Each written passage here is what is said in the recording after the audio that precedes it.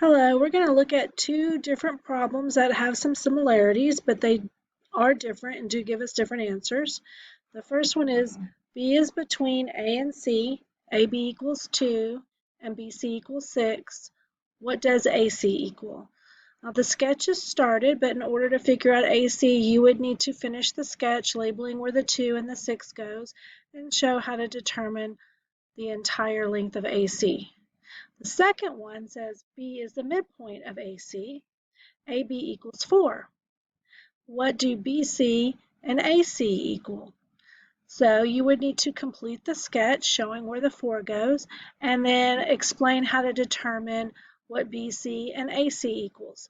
So one of these involves the segment addition postulate. Actually, both of them do, but also one of them includes midpoint.